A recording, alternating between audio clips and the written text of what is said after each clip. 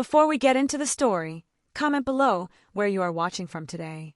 The phone rang for the third time that morning. Helen Turner sighed, placing her cup of tea on the kitchen counter. At 67, retirement was supposed to be peaceful, but the constant calls were becoming a nuisance. She picked up her cell phone and glanced at the screen. Another unknown number.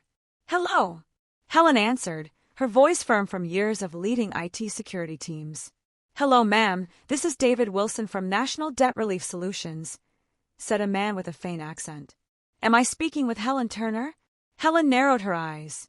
The background noise gave it away immediately, the unmistakable buzz of a call center, dozens of voices following similar scripts.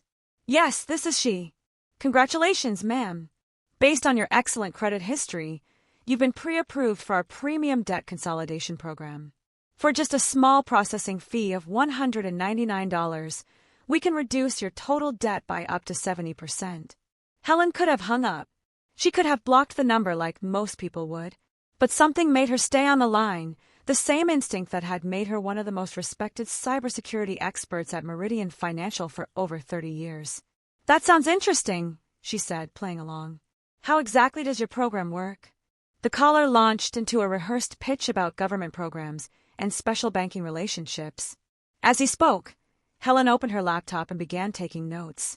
The caller's urgency, the background noise, the fact that he knew her name but asked for her credit card information, all textbook signs of a scam operation. "This offer is only available today, ma'am. We need to secure your spot immediately." Helen smiled to herself. "Of course. I just need to verify a few things. Could you give me your company's website?" The man provided a professional-sounding URL. As Helen typed it into her browser, she was unsurprised to find a legitimate-looking site with stock photos of smiling people and vague promises of financial freedom. The site was new, less than 3 months old according to a quick domain lookup. Amateur work, but enough to fool most people. "I'll need to think about it," Helen said. "Can I call you back? I'm afraid this offer expires today. If you don't act now." "I understand. Let me get my credit card." Helen had no intention of providing her real information. Instead, she used the time to capture the caller's number, take screenshots of the website, and record the call through an app she still kept on her phone from her working days. Old habits die hard. After ending the call with a promise to think about it, Helen stared at her laptop screen. The familiar feeling of being on a case washed over her. She hadn't felt that spark since retiring 3 years ago. Now, looking at the scammer's poorly disguised digital footprints, she felt a renewed sense of purpose. "One last case," she whispered to herself. For the next several hours, Helen fell back into her element. She traced the phone number using online tools, analyzed the website's code for clues, and compiled a detailed record of the scammer's tactics. By dinner time, she had confirmed her suspicions. This was part of a large-scale operation, likely based in India, targeting seniors across the United States. Stay with me as we uncover how Helen's expertise would lead her down a path she never expected, connecting her with an unlikely ally in her quest for justice. This retired IT specialist was about to show that age is just a number when it comes to fighting back against those who prey on the vulnerable. As night fell, Helen sat back in her chair, rubbing her tired eyes. The evidence she gathered was concerning. Based on her analysis, thousands of people had likely fallen victim to this scam. The authorities would be interested, but she knew from experience how slowly these cases moved, especially when dealing with international operations. She needed help, someone with access to tools and techniques that went beyond what she could legally do. The kind of help that didn't always color inside the lines. Helen reached for her phone and scrolled through old contacts. She stopped at a name she hadn't contacted in years, Marcus Chun, a former colleague's son who had once been caught hacking into the company's systems. Instead of pressing charges, Helen had recognized his talent and helped him redirect his skills. Last she heard, he was working as a security consultant under the online name Cypher. Helen hesitated, her finger hovering over the contact. Reaching out would cross a line she had maintained throughout her career, the line between investigating and actively pursuing. But the thought of more seniors being scammed while bureaucracy took its course made her decision clear. She pressed call. The coffee shop was busy with the morning rush when Helen spotted him. "Alex Chun, No longer the lanky teenager she remembered, but a confident young man in his 30s with sharp eyes that noticed everything. He wore a simple black t-shirt with jeans, his laptop bag slung casually over one shoulder. "Mrs. Turner," he said with a slight nod, sliding into the seat across from her. "It's been a while. Thank you for meeting me, Alex. And please call me Helen." Alex studied her face. "Your message said it was important. Something about scammers." Helen pushed a folder across the table. "I've been getting calls from this group. They're running a debt relief scam, targeting seniors. I've gathered what information I could, but..." She paused. "I've hit the limits of what I can legally access." Alex flipped through her notes, a flicker of respect crossing his face. "Your skills haven't dulled. This is solid preliminary work. But not enough to shut them down quickly," Helen said. "The authorities would take months to act on this, if they even have the resources to pursue it internationally." Alex closed the folder. "And what exactly are you asking me to do?" "I need to know who they are, where they operate from, and enough evidence to bring them down." Helen leaned forward. "I'm not asking you to do anything illegal. But you wouldn't mind if I did?" Alex finished for her, a knowing smile on his face. Helen didn't confirm or deny. Instead, she asked, "Why did you agree to meet me? You could have ignored my message." For a moment, Alex was silent, his fingers tapping lightly on the folder. "My grandmother got a call 6 months ago. Similar scam, different name. They took her for nearly $15,000. Life savings." His expression hardened. "By the time I found out, the money was gone. Untraceable." "I'm sorry," Helen said softly. "Don't be. It wasn't your fault." Alex opened his laptop. "But these people, they're the same type. They target the vulnerable because they think no one is watching, no one cares enough to come after them." He looked up at Helen. "So yeah, I'll help you. Not because of our history, but because someone needs to stop them." Over the next hour, they developed a plan. Helen would continue her legitimate investigation, documenting everything properly in case they needed to involve authorities. Meanwhile, Alex would work his own angles, using methods Helen pretended not to know about. "I'll need access to their call records," Alex said.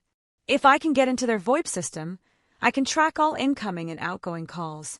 "That would require administrative access to their systems," Helen pointed out. Alex's smile was all the answer she needed. "We'll need a secure way to communicate," Helen said, changing the subject. "Something encrypted that can't be traced back to either of us." Alex pulled a small device from his bag and slid it across the table. "Burner phone. Already configured with encrypted messaging. Only use it to contact me." Helen pocketed the device, feeling like she had stepped into a spy novel. "How soon can you start?" "I already have," Alex said, turning his laptop to show her a program running complex code. "From the domain information you provided, I've already identified 3 other websites they're operating. Same template, different names." Helen felt a mixture of admiration and unease at how quickly he worked. "What's our next step?" "You keep doing what you're doing. Document everything, build the paper trail." Alex's eyes gleamed with the challenge ahead. "I'm going to create a digital honeypot, a fake profile of an ideal target. When they call, I'll use it to trace their actual location and infrastructure." As they parted ways outside the coffee shop, Helen couldn't help but ask, "Are you sure you want to get involved in this? It could get complicated." Alex paused. "Mrs. Turner." "Helen, you once gave me a second chance when you caught me hacking your company's firewall. You said my skills could be used for good or bad, and the choice would define me." He adjusted his laptop bag. "I've made my choice." "Have you?" With that question hanging in the air, Alex walked away, leaving Helen to wonder if she had made the right decision in bringing him into this. She had always operated within the boundaries of the law during her career. Now she was deliberately stepping into a gray area, partnering with someone whose methods she couldn't fully control. But as she walked home, her phone rang again, another unknown number. She answered to hear the same scam pitch, this time from a different voice with the same script. Listening to the caller try to pressure an elderly person into giving up their savings hardened her resolve. Some lines were worth crossing to protect those who couldn't protect themselves. That night, Helen's burner phone buzzed with a message from Alex. "They're bigger than we thought. Not just one call center. Network of at least 3, all running the same scams under different names. Sending details now. Helen scrolled through the information Alex had somehow obtained. Internal documents, employee schedules, even training materials teaching scammers how to pressure vulnerable targets. The operation wasn't just targeting seniors with debt relief scams. They had multiple schemes running simultaneously, from fake tech support to fraudulent investment opportunities. "How did you get this?" she texted back. The reply came quickly. "Better if you don't ask. What matters is what we do with it." Helen stared at the ceiling long into the night. She had opened a door she wasn't sure she could close. But there was no turning back now. A week passed, then 2. Helen's dining room had transformed into an investigation center. Maps, notes, and printouts covered the walls, all connected with red string like something from a detective show. She had established a routine. Mornings spent calling financial institutions to understand how the scammers moved money, afternoons documenting everything in meticulous detail, and evenings coordinating with Alex through their encrypted channel. Their partnership was proving effective, if sometimes strained. Helen's methodical approach often clashed with Alex's more aggressive tactics. She wanted every piece of evidence properly documented. He wanted results. "We have enough," Alex messaged one evening. "We should send what we have to the FBI's cybercrime unit." "Not yet," Helen replied. "We need to connect the money trail to the actual operators. Right now, we've only identified low-level employees." The burner phone remained silent for several minutes before Alex responded. "There's another way. I found a backdoor into their main server. I can access everything, financial records, client lists, even the identities of the owners." Helen stared at the message. What Alex was suggesting crossed the line from investigation into illegal hacking. "That's evidence we couldn't use in court," she typed carefully. "Who said anything about court? We could send it all to their victims. Let them know they've been scammed. Shut down their operation from the inside." "No," Helen replied firmly. "We do this right, or we don't do it at all. These people need to face legal consequences." The phone buzzed again. "My grandmother will never get her money back." "The system doesn't work, Helen. You know that." Helen sighed, rubbing her tired eyes. She understood Alex's frustration, but vigilante justice wasn't the answer. "Give me 3 more days," she wrote. "I have a contact at the International Cybercrime Unit. If we present them with enough legitimate evidence, they can coordinate with Indian authorities for a raid." Another long pause. 3 days, came the reply. "Then we do it my way." The next morning, Helen received a package. Inside was a USB drive with a sticky note in Alex's handwriting. "For your official investigation only. Don't ask how I got it." The drive contained thousands of files, customer data, scripts for different scams, and most importantly, banking information showing where the money went. Alex had somehow obtained it all without leaving his digital fingerprints. The evidence was exactly what Helen needed, but using it posed an ethical dilemma. She knew it was obtained illegally. Helen called her former colleague at the FBI, Samantha Reed, arranging to meet for lunch. She would present the information as anonymous tips and her own legitimate investigation, carefully avoiding any mention of how certain pieces were obtained. "You're looking well, Helen," Samantha said as they sat down at a quiet corner table in a downtown restaurant. "Retirement suits you." "I've been keeping busy," Helen replied, sliding a folder across the table. "Something came up that might interest your department." Samantha flipped through the documents, her expression growing serious. "This is extensive work. How long have you been investigating this?" "A few weeks," Helen said. "I received one of their calls and decided to look into it." "Look into it?" Samantha raised an eyebrow. "This is a full federal investigation's worth of work." She closed the folder. "Helen, are you working with someone on this?" "Some of this information, it's not something a retired IT specialist could access legally." Helen maintained a neutral expression. "I've still got contacts in the industry. People pass along information." Samantha studied her old friend's face. "I can take this to my team, but I need to know if any of this was obtained illegally. It could compromise the entire case." Helen chose her words carefully. "Everything in that folder can be independently verified through legitimate channels. I've provided the resources to do so." It wasn't exactly answering the question, but it wasn't a lie either. After lunch, Helen messaged Alex. Evidence delivered. Contacted FBI, taking it seriously. Good, came the quick reply. But I found something else. The main operator, a man named Vikram Sharma, has 6 other scam centers across India. This is bigger than we thought. Helen frowned. They had focused on the 3 call centers they had initially identified. If there were more, their evidence might not be enough to shut down the entire operation. We need more time, she wrote. We don't have it. They're starting to notice someone's accessing their systems. They're upgrading security. Windows closing. Helen paced her living room, weighing their options. Samantha would need days, maybe weeks, to get international cooperation for raids on all locations. By then, Sharma might have moved his operation or destroyed evidence. Her burner phone buzzed again. I'm sending you something. Check your email. The email contained a single video file. When Helen opened it, she saw footage from what appeared to be a security camera inside one of the call centers. Rows of young men and women worked at computers, all following scripts to scam innocent people. In the corner office, visible through glass walls, sat a man in an expensive suit, counting cash. That's Sharma, Alex's message confirmed. I have access to all his security cameras, and his personal email, and his banking information. Helen's heart raced. This was far beyond what she had asked Alex to do. This is too much. We need to stop. The reply was immediate. Too late. Already sent the evidence to every law enforcement agency with jurisdiction, and to every major news outlet in India and the U.S. Helen felt the blood drain from her face. Alex had gone rogue, taking matters into his own hands. Everything they had worked for, a legal case that would stand up in court, might now be compromised. What have you done? She typed with shaking fingers. What needed to be done, came the reply. Turn on CNN in 10 minutes.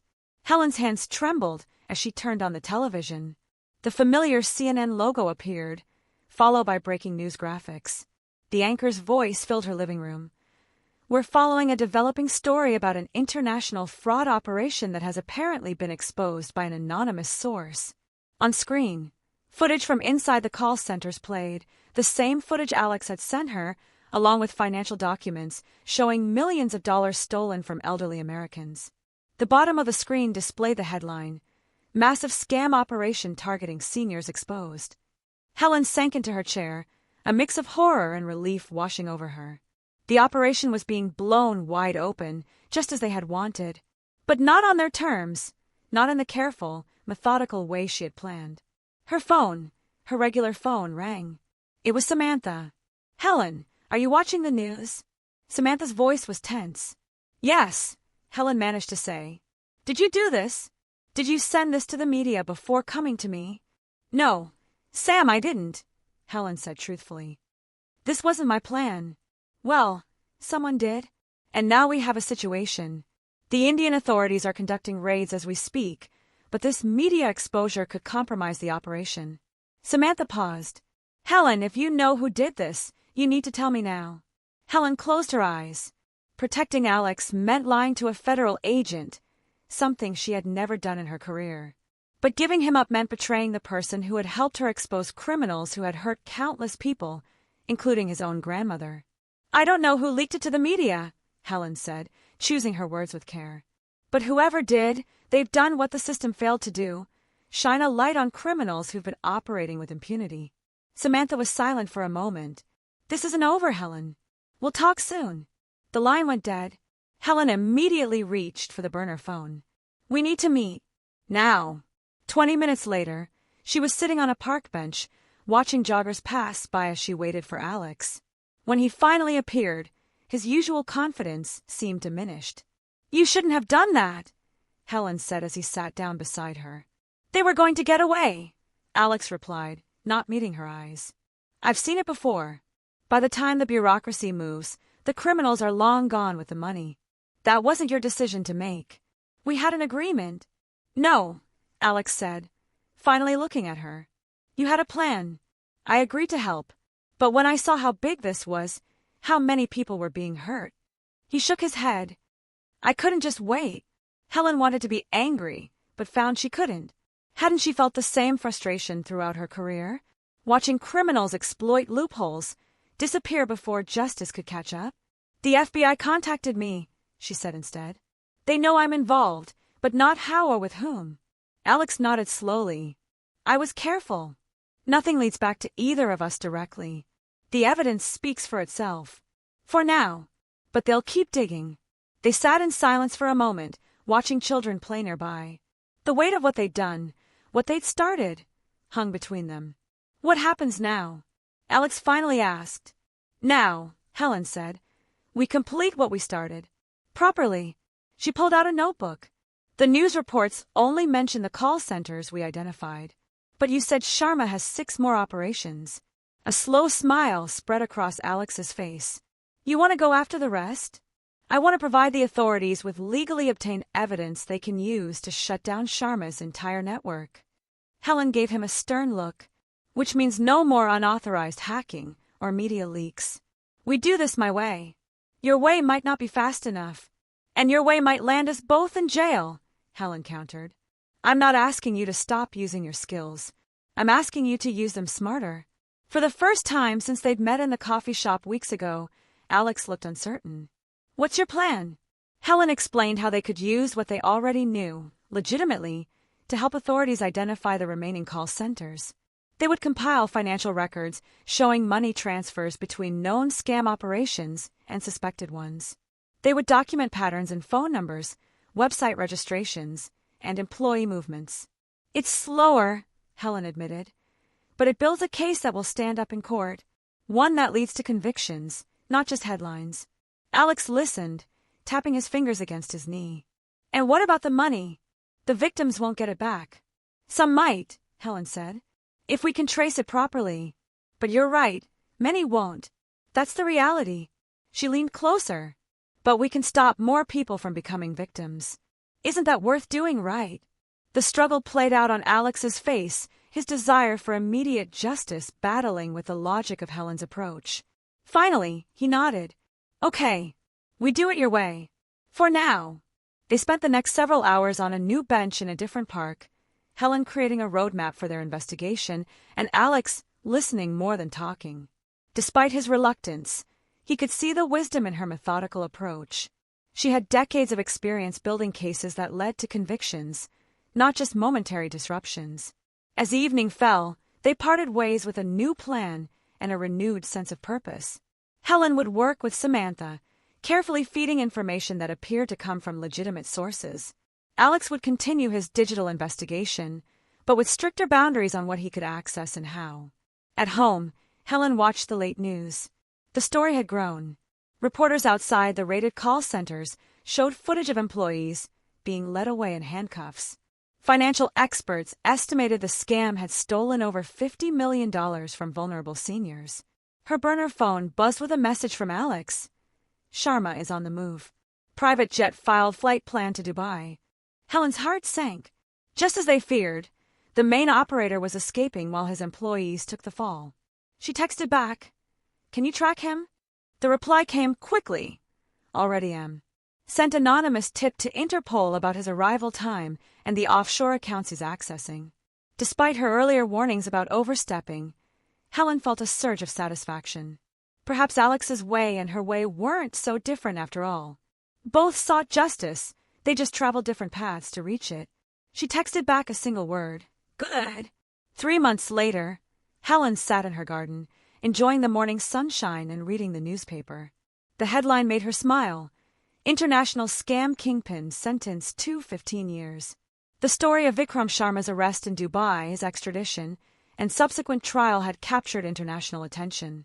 What began as a story about call center raids had evolved into one of the largest international fraud cases in recent history. Authorities had frozen over $30 million in assets, money that would eventually be returned to victims.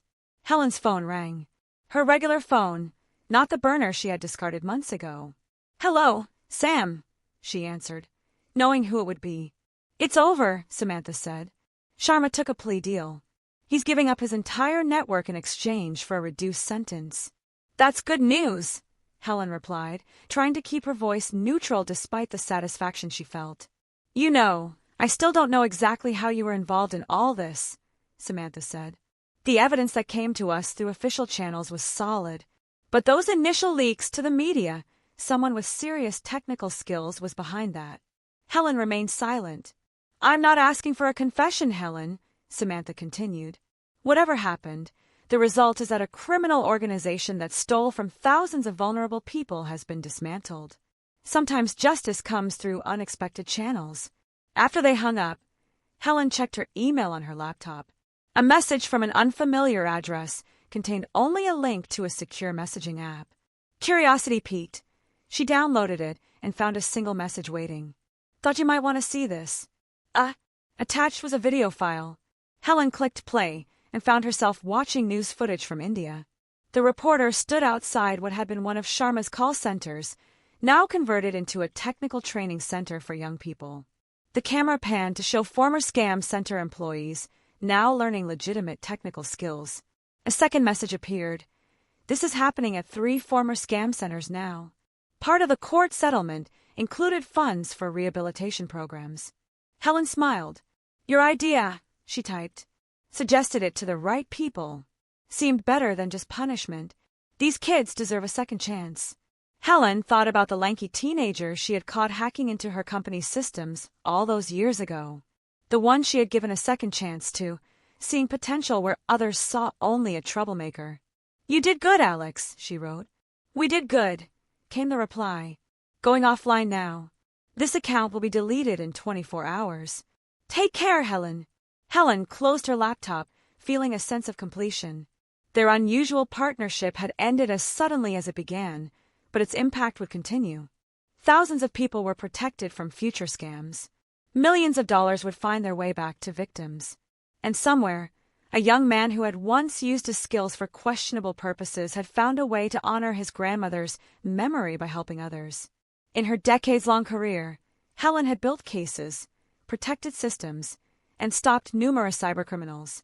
But nothing had felt quite as satisfying as this final unofficial case in her retirement. The phone calls from unknown numbers had stopped. The scam websites they had identified were gone.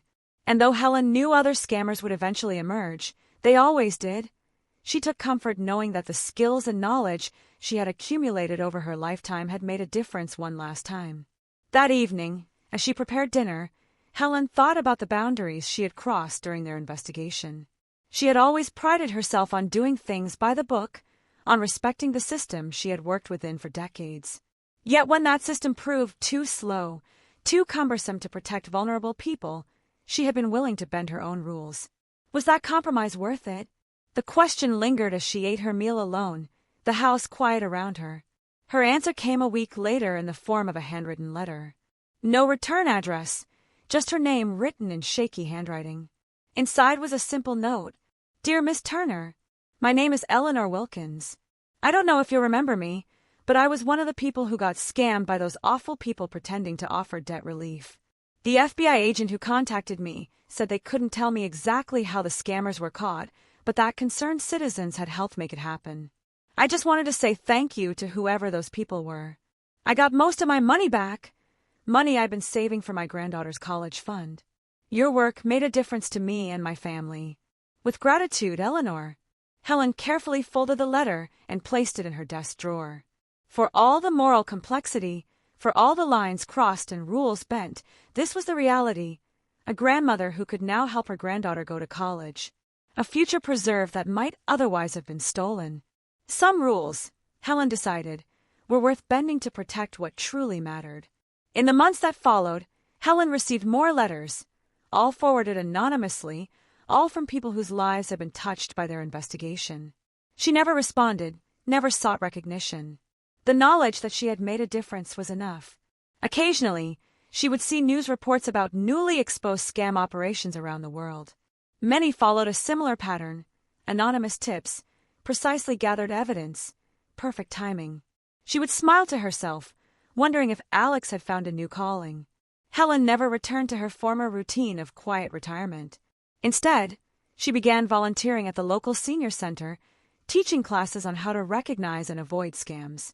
Her students, many of them older than she was, listened attentively as she showed them how to spot the warning signs, how to protect themselves in a digital world that often seemed designed to take advantage of them. Just remember, she would tell them, knowledge is your best defense. And you're never too old to learn something new. It wasn't the retirement she had planned, but as Helen looked out at the room full of eager faces, she knew it was the one she needed. Not just for herself, but for all the potential victims she might help save from experiences like Eleanor's. The hacker and the IT specialist had gone their separate ways, but their legacy continued. One class, one exposed scammer, one saved senior at a time. I hope you enjoyed today's story. Subscribe to the channel so you don't miss more stories like this. Leave a like and comment below what you thought of the story. See you in the next video.